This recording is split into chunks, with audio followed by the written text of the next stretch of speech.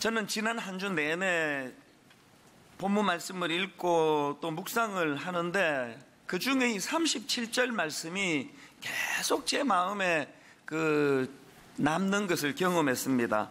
그러나 이 모든 일에 우리를 사랑하시는 이로 말미암아 우리가 넉넉히 이기느니라. 이 구절이 계속 그 마음에 남고 또 자꾸 마음이 아픈 거예요. 이 구절을 읽으면 여기 나오는 넉넉히 이기느니라, 이거 원어로 보면은 바울이 현재형 동사를 사용해가지고 직역하자면 우리는 날마다 압도적으로 이깁니다, 이렇게 해석할 수 있는 말씀이거든요. 이 좋은 말씀을, 이 귀한 말씀을 읽는데 왜 자꾸 제 마음이 아플까요? 현실과의 괴리감 때문에요. 성경은 현재형 동사를 사용해가지고 우리는 날마다 압도적으로 이깁니다, 이렇게 선포하고 있고, 또 그걸 제가 받아 적어가지고 설교도 하고 성도들은 또 머리 끄덕끄덕거리고 받고 그러는데, 그건 이 안에서 일어나는 일이고 현실적으로는 이런 일이 잘 안 일어나는 거예요. 우선 너무너무 지금 한국 교회가 어렵습니다. 많은 교회들이 낙심하고 기운을 잃고 아무리 애써도 성도가 늘지를 않는다는 거예요. 전도가 안 된다는 거예요. 젊은이들이 교회를 자꾸 떠난다는 겁니다. 여러분, 일부 몰지각한 목사님들 때문에 비난을 받기도 하지만요, 적어도 제가 알기로 유명하지 않지만, 교회는 크지 않지만 참 맡겨진 사명을 감당하려고 너무너무 성실하게 그 담임 목사님과 또 사모님이 온 마음을 다하여 교회를 섬기는 참 훌륭한 그런 분들을 많이 알고 있는데요, 그렇게 애를 쓰심에도 교회가 잘 안 되는 거예요. 그 기운이 빠져 있는 거예요. 가정도 마찬가지 아니겠습니까? 교구 목사님들을 통해서 들려지는 참 가슴 아픈 가정들의 그 아픈 이야기를 하루도 걸르지 않고 듣습니다. 그냥 뭐 좀 힘든 거, 조금 뭐 문제가 있는 건 저한테 아예 보고도 안 해요. 정말 가슴 아픈 이런 사연들을 저에게 보고를 하는 이 보고가 끊어지지가 않고 들려지니까 지난 한 주 내내 제 마음속에 37절 말씀은 그러나 이 모든 일에 우리를 사랑하시는 이로 말미암아 우리가 넉넉히 이기느니라, 현재형 동사를 사용해서 우리는 날마다 압도적으로 이깁니다, 이렇게 선포하는데, 왜 이게 현실적으로 삶 속에서는, 교회 안에서는 이게 잘 구현이 되지 않는가, 그런 아픈 마음을 가지고 이 말씀을 묵상을 하다가 보니까 제 마음속에서 갈망이 생기는 거예요. 갈망이. 정말 하나님께, 하나님 우리 성도님들의 삶 속에서도 바울이 고백했던 것처럼 우리가 넉넉히 이기느니라, 우리가 날마다 압도적으로 이깁니다, 이런 고백이 좀 나올 수 있도록 은혜 주시기 원합니다. 이 마음에 막 한 주 내내 그런 갈망이 생기는 게, 좀 뭐 과장을 하자면 이걸 이제 프린트 해가지고 들고 다니면서 읽다가 보니까요, 잠자리에 들어갈 때 말고는 계속 그 생각이 머리를 떠나지를 않는 것 같았습니다. 그러고 보니까 여러분, 오늘 우리 시대 모든 그리스도인들이 회복해야 되는 게 바로 이 갈망이라고 생각합니다. 몇 주 전에 말씀드리지 않았습니까? 히든 피겨스라고 하는 그 영화에 나오는 흑인 여주인공 3명이요. 그 60년대 초 흑인을 사람 취급을 하지 않던, 또 여자를 무시해가지고 나사 같은 데는 들어올 곳이 못 된다고 여자들은, 이런 남성 우월주의 백인들이 꽉 차 있던 그 나사 직장 안에서 눈만 뜨면 수모를 당하는 거, 눈만 뜨면 조롱을 당하고, 그 영화니까 뭐 이걸 뭐 2시간짜리로 만들어서 보여주니까 이야 뭐 참 잘 참았네 이렇게 넘어갈 수 있겠지만, 이게 자기 삶이라고 생각해요. 자기 삶. 죽을 때까지 이렇게 살아야 되는데 이 새 흑인 여성이 어떻게 그 절망적인 현실의 그 벽을 끝까지 그렇게 버틸 수 있었나 그 생각을 해보니까요, 이 여성들에게, 흑인 여성들에게 갈망하는 마음이, 무슨 갈망하는 마음이요? 정말 이런 현실을 이겨내고 싶다. 정말 여기에 내가 굴복하고 싶지 않다. 기어이 내가 이 어려운 현실을 뛰어넘고 싶다. 그 하나님께 기도하고 은혜를 구하며 그 갈망하는 마음.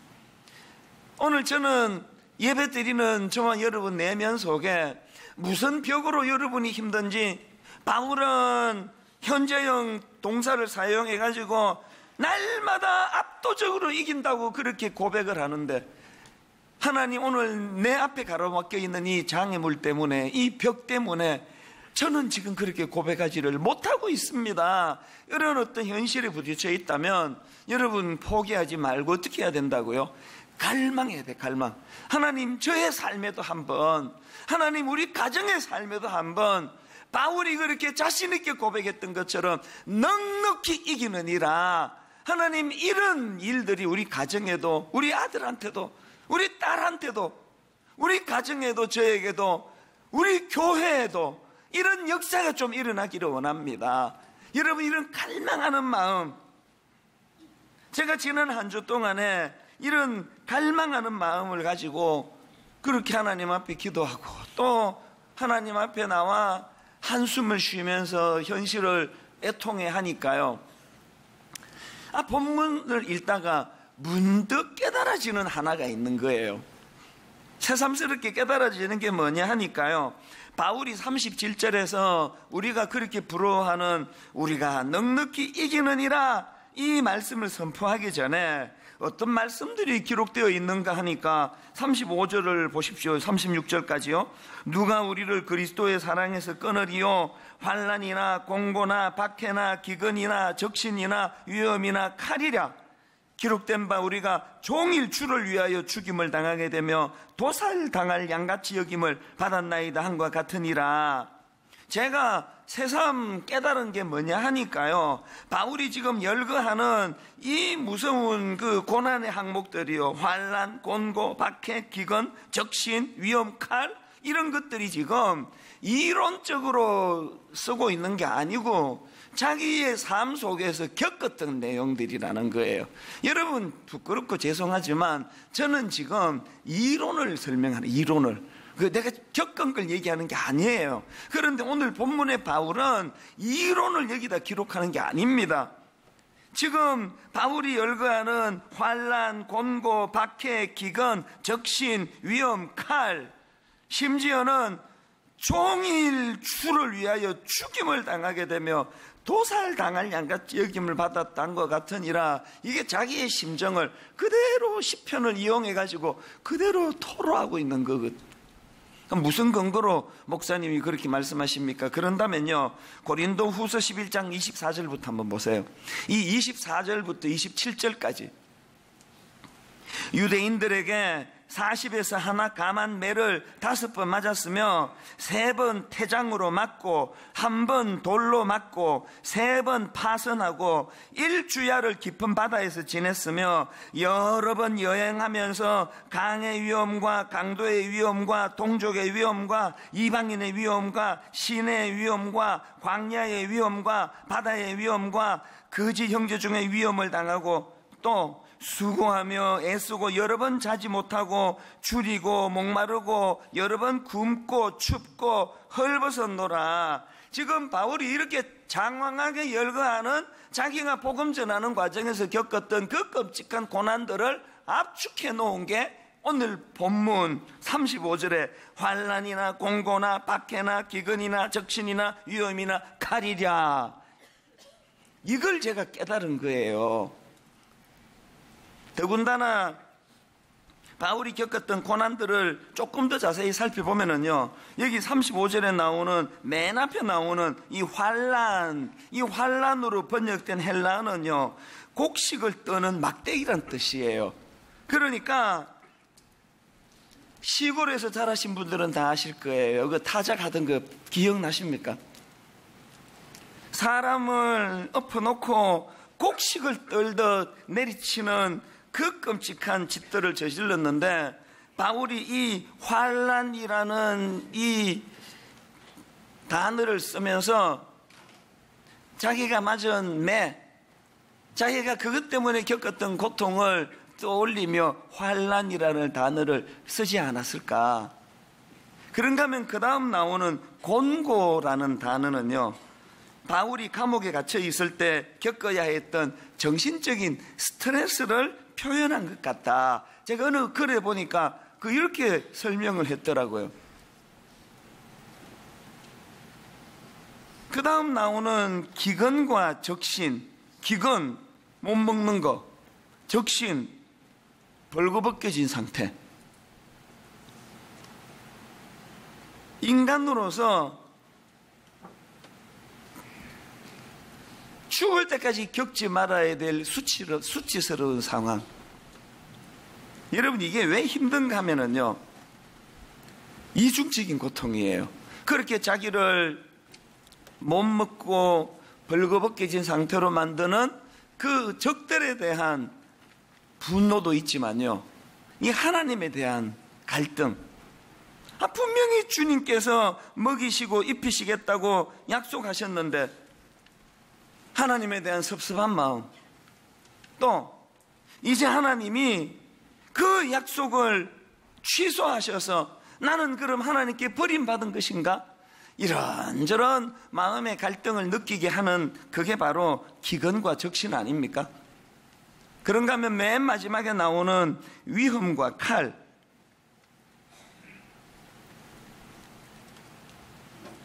앞에서 언급한 육체적인 고통의 마지막 코스, 죽음을 이야기하는 거 아니겠습니까? 그래서 여러분, 이 바울이 지금 열거하고 있는 내용들의 특징이 뭐냐 하니까요, 강도가 점점 세지고 있다는 특징이 있습니다. 사람이요, 지금은 좀 힘들어도요, 그래도 옛날보다 조금 나아지고 있네. 아이고, 더 버티면 이제 점점 나아져서 뭐 살만하겠네. 그래야 이게 견딜 수 있는 거 아닙니까? 그런데 이게 지금도 죽을 것 같은데 이게 갈수록 점점 강도가 더 세진다고 한다면 이게 견딜 수가 없는 거 아닙니까? 바울이 지금 그런 상황이란 말이에요. 바울이 지금 36절까지 해서 그런 절망적인, 점점 강도가 세지는 현실적인 밖에 거기에 노출되어 있는 상황인데, 그런 상황에서 그가 37절에서 선포한 게, 그러나 이 모든 일에 우리를 사랑하시는 이로 말미암아 우리가 넉넉히 이기느니라. 더군다나 현재형을 사용해가지고 그 절망적인 상황에서도 우리는 날마다 압도적으로 이깁니다. 그렇게 선포할 수 있었다는 거예요. 그러니까 환경의 문제가 아니에요. 바울은 어떻게 이렇게 강한 내면을 가질 수 있었을까? 또 바울은 어떻게 그 고난에 대해 이런 담대함을 가질 수 있었을까? 그 저를 위시해서 우리 현대인들, 특히 현대 예수 믿는 저나 여러분들의 이 약함과 이게 대조가 되면서 바울의 강함이 너무 놀라운 거 아닙니까? 솔직히 말해가지고 오늘 여기 뭐 설교하는 저부터가 부끄러운데 여기 안 부끄러운 분 계세요?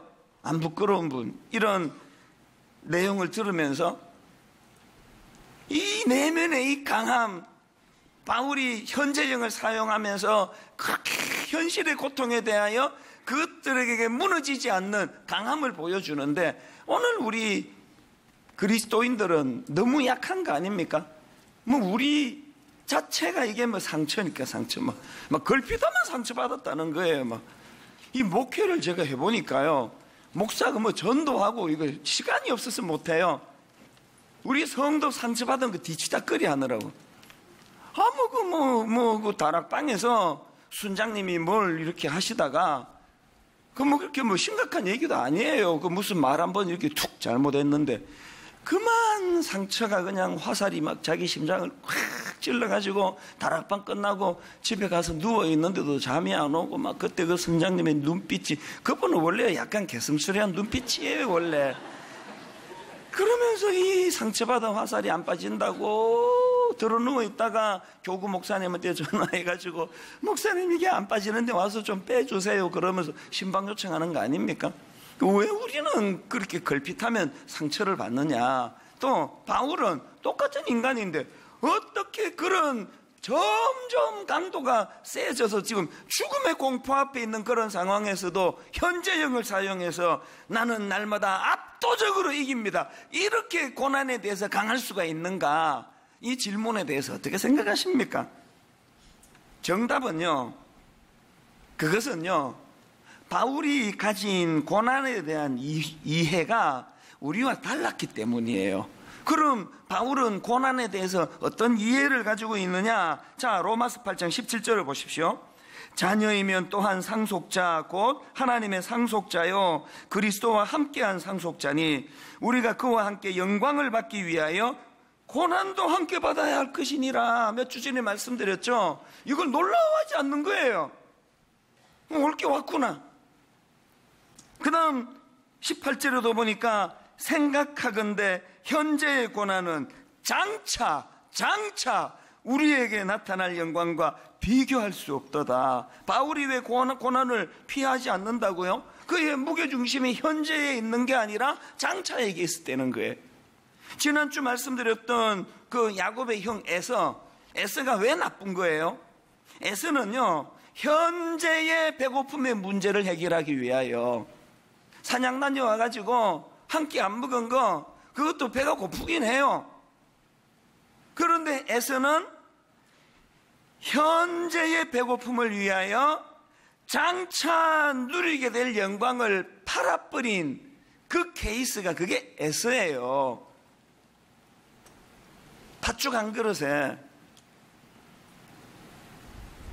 그 반대 지점에 서 있었던 인물이 바울이에요. 바울은요, 초점이 현재가 아니에요. 그는 장차 누리게 될 영광에 초점이 있었기 때문에 현재의 고난을 견뎌내야 된다는 자기 이해가 있었던 사람이에요. 여러분은 에서의 길을 가고 계십니까? 바울의 길을 가고 계십니까? 믿음이고 뭐고 지금 내가 쾌락을 위해서 믿음이고 뭐고 내 지금 배가 고픈데 장자의 명분 이게 언제 쓸지 어디다 쓸지 네 마음대로 가져가라. 팥죽만 달라, 팥죽만. 바울은 즐길 줄 몰라서 그렇게 삽니까? 그 바울은 희노애락이 없습니까? 바울은 여러분이 갖고 있는 그 말초신경 없습니까? 쾌락이 뭔지, 이 쾌락이 주는 기쁨이 얼마나 자극적이라는 걸 바울은 그것도 모르는 바보입니까? 그러나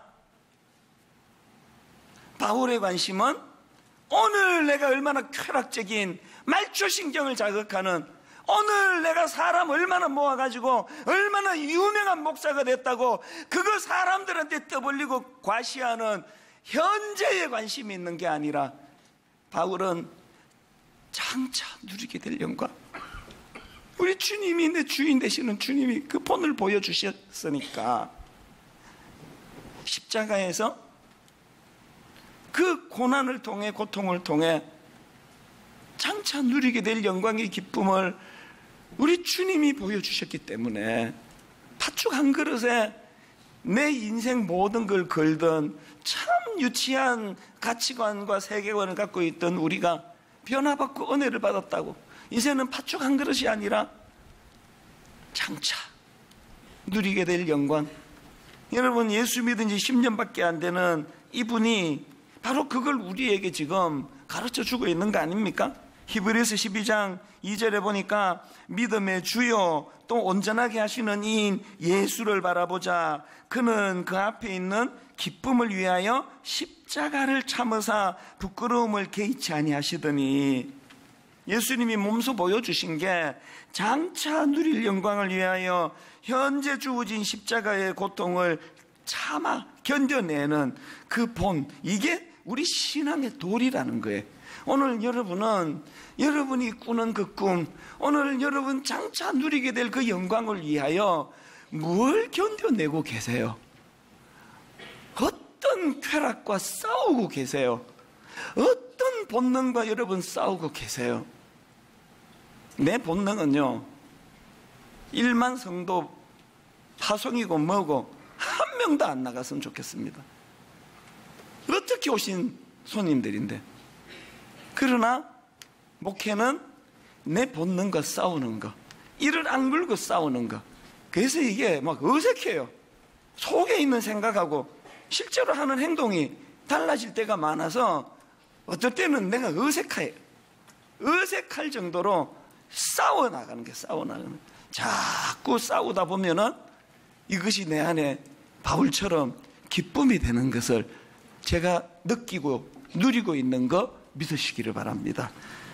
그러고 보니까요, 이 고난과 관련해서 기억해야 될 몇 가지가 있는데요. 첫째로 보니까 고난은 이 하나님께서 일하시는 방식이라는 거예요. 마태복음 16장 24절, 이에 예수께서 제자들에게 이르시되 누구든지 나를 따라오려거든 자기를 부인하고 자기 십자가를 지고 나를 따를 것이니라. 이게 하나님이 일하는 방식이에요. 사도행전 14장 22절, 제자들의 마음을 굳게 하여 이 믿음에 머물러 있으라 구원하고, 또 우리가 하나님의 나라에 들어가려면 어떻게 해야 된다고요? 많은 환난을 겪어야 할 것이니라. 베드로전서 2장 21절, 이를 위하여 우리가 부르심을 받았으니 그리스도도 너희를 위하여 고난을 받으사 너희에게 본을 끼쳐. 그리스도가 십자가에 지신 그 고난을 우리에게 본을 끼쳐. 그 다음 보세요. 그 자취를 따라오게 하려 하셨느니라. 이게 신앙의 도리예요. 이게 팥죽 얻어먹는 게 신앙이 아니에요. 그런가 하면 두 번째로 고난과 관련해서, 그럼 하나님은 왜 우리에게 고난이라는 방식으로 일하시는가? 왜냐? 고난을 통해서 성숙이 이루어지기 때문이에요. 시편 119편 71절, 고난당한 것이 내게 유익이라 이로 말미암아 내가 주의 율례들을 배우게 되었나이다. 신명기 8장 16절, 내 조상들도 알지 못하던 만나를 광야에서 내게 먹이셨나니 이는 다 너를 낮추시며 너를 시험하사 마침내 내게 복을 주려 하심이니라. 우리를 겸손케 해서 마침내, 오늘 여기 경제적으로 어려워 힘드신 분, 오늘 무슨 시험에 실패하고 결혼은 안 되고 이런저런 아프고 쓰라린 광야를 통과, 나 자신이 너무너무 초라하고 힘든 분들에게 그렇게 하고 끝나는 게 아니라 마침내 너에게 복을 주려 하심이라. 오늘 예배 가운데 그런 분들에게 이 마침내가 선물로 주어지는 시간이 되기를 바랍니다. 저희 어머니는요, 그 어릴 때 그 가정 예배를 드릴 때마다 그 참 이상하게 마무리하면서 꼭 그 저를 위해서 기도할 때, 하나님 우리 찬수가 요셉 같은 인물이 되게 해주세요. 막 계속 그렇게 막 안 빼놓고, 또 딴 형제한테는 그것도 뭐 누구를 썼는지 기억이 안 나. 난 나밖에 기억이 안 나니까. 근데 하여튼 저한테는 뭐 요셉 같은 인물이 되게 해달라고. 이민수석을 밟는데 그때 뭐가 잘못됐는지 17살 때 어머니가 먼저 미국 들어가셨어요. 제가 우리 결혼한 누나 집에 얹혀 있었는데 그 아들을 향한 애틋한 사랑으로 옛날엔 다 손편지, 어머니가 그냥 편지를 얼마나 자주 보내주셨는데 항상 편지에 안 빠뜨리고 하나님 우리 아들 찬수가 요셉 같은 인물이 되게 해달라고 막 계속 저보고 요셉 같은 인물이 되게 해달라고 기도하는 바람에, 근데 고생 엄청 했잖아요. 여러분, 요셉이 그냥 자고 났더니 그 총리가 됐습니까? 여러분, 요셉이요, 그 창세기 37장 2절을 보세요. 야곱의 족보는 이러하니라. 요셉이 17세의 소년으로서 그의 형들과 함께 17살에 이제 이 역사에 나와요. 역사에 17세의 소년으로. 그리고 창세기 41장 46절에 보니까 요셉이 애굽 왕 바로 앞에 설 때에 30세라. 계산해 보세요. 30 빼기 17. 13년 동안 고생과 고난의 세월을 겪은 게 요셉이에요. 우리 어머니가 그냥 제가 요셉 되게 해달라 그래가지고 하나님이 그냥 한국에서 저는 한국에서 대학 생활이 막 너무 행복했던 사람이에요. 공부를 안 했기 때문에. 맨날 그냥 모임할 때마다 기타 치고 찬양 인도하고 또 막 잘 웃기고 분위기 막 그래가지고, 근데 여학생들한테 인기 얼마나 좋았는지 아십니까? 우리 집 애들이 절대 안 믿는데 내 답답해 죽겠어요. 난 모든 걸 다 갖춘 사람이에요. 찬양 인도 잘하죠? 인간성 좋죠? 잘 웃기죠? 아까 했네. 분위기 좋죠? 외모 좀 빠지는 거 말고는 내가 흠잡을 게 없는 사람이에요. 한국에서 막 너무너무 대학 생활을 공부 안 하니까 한국 대학 생활은 천국이더라고요. 그렇게 잘 지내는 저를 하나님이 쪽집게로 저를 딱 집어가지고 저 시카고 바닥에 그냥 탁 던져버리시는데, 세상에 여러분, 요셉은 13년 그 총리가 돼야 되니까 조금 더 길어야 되고, 나는 분당 우리 담임은 한 7년만 하면 되나 봐요. 7년 동안 죽을 마음고생하고 바닥까지 내려가고, 요셉이 겪었던 거 그냥 다 겪는데 지금 누명도 써보고 다 했는데 내가 안 겪은 게 아직 감옥을 안 갔어. 감옥을. 그럼 나 불안해 지금. 이게 마지막 코스면 어떡하나. 여기 지금 자기 아들 요셉과 같은 인물 되게 해달라고 기도하시는 분들이요, 그냥 짠 하면은 총리가 되는 그 헛된 꿈을 버리셔야 돼요. 여러분 아들이 요셉이 되는 과정에서 고난도 함께 받네. 고난도. 그런가 하면은 고린도 후서 1장 5절에 그리스도의 고난이 우리에게 넘친 것 같이 우리가 받는 위로도 그리스도로 말미암아 넘치느니라. 이거 아세요? 고린도 후서 1장 8절, 형제들아 우리가 아시아에서 당한 환난을 너희가 모르기를 원하지 아니하노니 힘에 겹도록 심한 고난을 당하여 살 소망까지 끊어지고 우리는 우리 자신이 사형 선고를 받은 줄 알았으니, 그 다음 보세요. 이는 우리로 자기를 의지하지 말고 오직 죽은 자를 다시 살리시는 하나님만 의지하게 하심이라. 고난이 주는 유익입니다. 그래서 저는 오늘 우리도 이 승리의 기쁨을 누리기 위하여 세 가지, 회복해야 될 세 가지를 간단하게 이제 말씀을 나누고 정리하려고 하는데요. 여러분 우리도 바울과 같은 이 승리의 기쁨을 누리기 위해서 첫째로요, 여러분 승리에 대한 갈망을 회복해야 돼요. 갈망. 37절에 그러나 이 모든 일에 우리를 사랑하시는 이로 말미암아 우리가 넉넉히 이기느니라. 여기 나오는 이 모든 일은 그 앞에 나오는 환난, 곤고, 박해, 기근, 적신, 위험, 칼, 점점 강도가 심해지는, 그래서 살 소망이 없는 죽음이 자기를 어른거리는 그 상황 속에서도 우리가 포기하지 말아야 되는 것, 이 승리에 대한 갈망.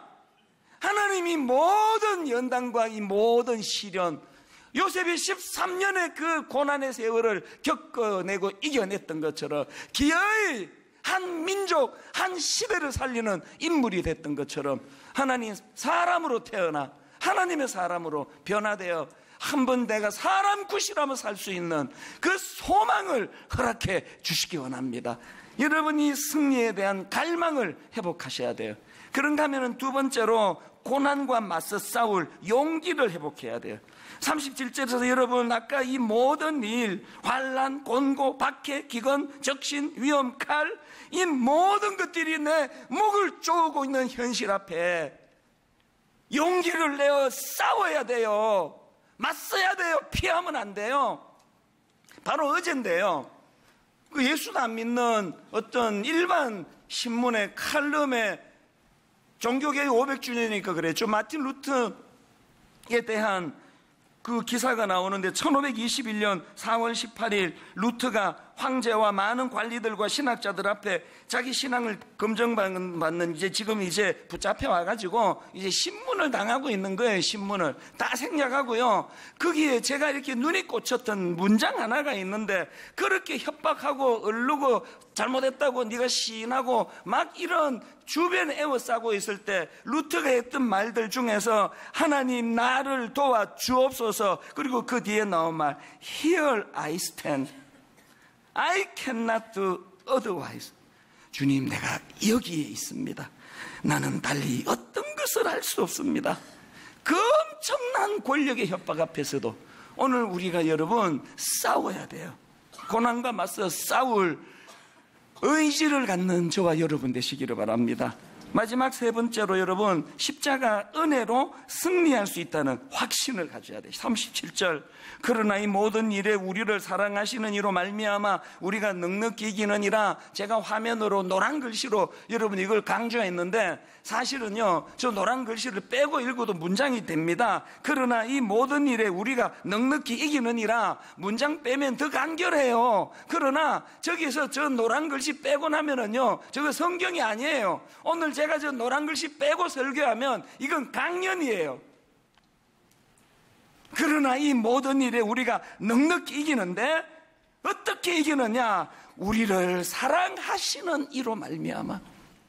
이게 우리말 성경에는 이게 현재형 같은데요, 원어로 보면 이게 과거형이에요. 그래서 번역을 이렇게 바꿔야 돼요. 우리를 사랑하신 이로 말미암아.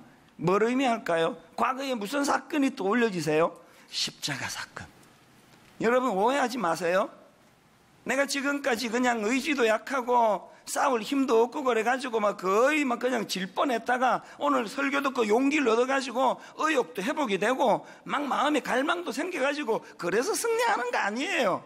이미 과거형이라니까 이미 십자가로 승리한 거예요.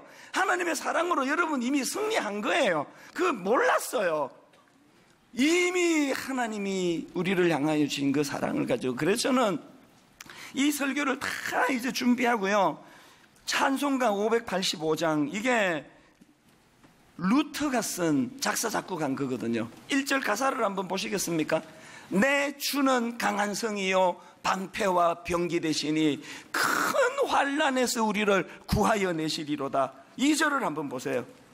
내 힘만 의지할 때는 패할 수밖에 없도다.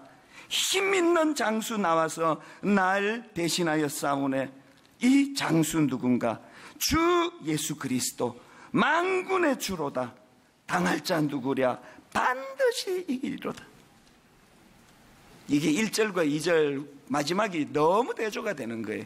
1절 마지막에 보니까요, 옛 원수 마귀는 이때도 힘을 써 모략과 권세로 무기를 삼으니 천하에 누가 당하랴. 결론이 비참해. 1절 그랬는데 2절은 이 장수 누군가? 주 예수 그리스도 만군의 주로다. 당할 자 누구랴?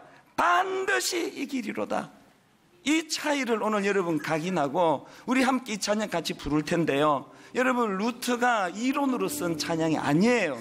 그가 목숨을 걸고, 아버지 하나님, 우리도 바울처럼 우리도 루터처럼 아버지 팥죽 한 그릇에 장차 누리게 될 영광을 팔아먹는 인생이 아니라 하나님 바울처럼 루터처럼 우리 주 예수 그리스도의 은혜와 하나님 아버지의 다함없는 사랑과 성령님의 감동, 감화, 위로, 교통, 충만하심의 역사가 오늘 주신 말씀 마음에 담고 힘 얻어 달려가기로 다짐하는 모든 주의 자녀들 머리 위에 지금부터 영원토록 함께 하시기를 간절히 축원하옵나이다. 아멘.